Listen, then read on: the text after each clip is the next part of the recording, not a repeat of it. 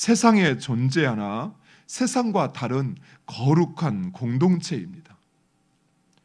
물론 교회는 죄인들이 모이는 곳이기에 교회도 불완전할 수 있습니다. 그러나 그 죄인들이 예수 그리스도의 십자가를 통해서 거룩한 성도로 다시 태어나는 곳, 그곳이 바로 교회인 것입니다.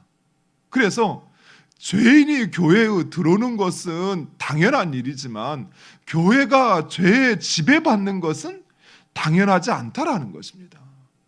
하나님은 죄로 인하여 헐벗고 누더기와 같은 우리들을 예수 그리스도 안에서 그 빛과 같은 의의 옷을 입혀주셨습니다.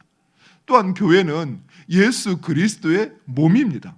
따라서 거룩하신 예수님께 연결되어 있는 교회 역시 거룩해야만 하는 것입니다. 교회가 거룩함을 잃어버린다는 것은 그 정체성을 상실한다는 것으로 우리는 이 사실을 잊지 말아야 합니다.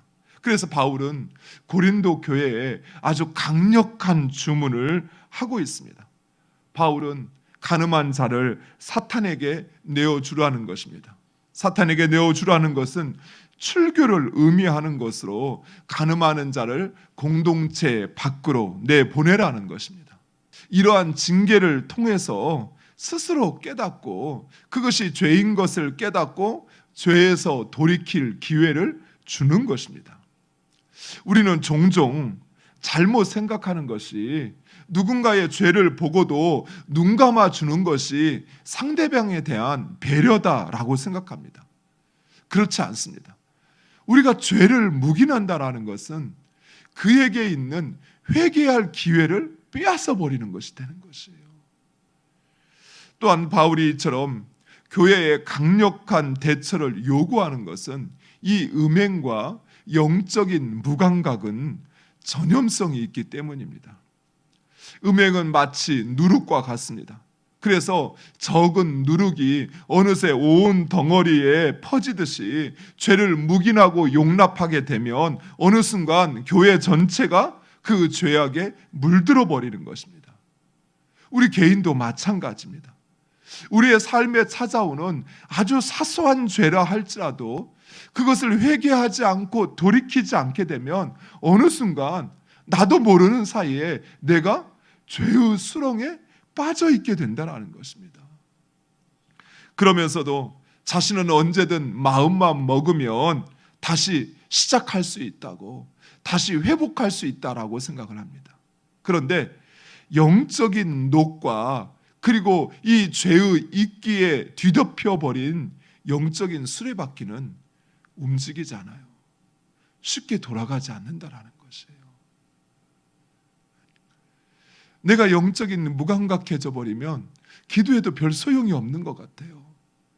기도해도 응답도 안 되는 것 같고 기도해봤자 나에게 무슨 유익이 있을까? 그저 내 마음 답답하고 힘들면 기도하지만 그러나 그 기도를 통해서 하나님과의 그 관계가 온전해지고 나의 기도를 들으시고 역사하시는 그 하나님에 대한 나의 믿음이 흔들리게 된다는 것이에요.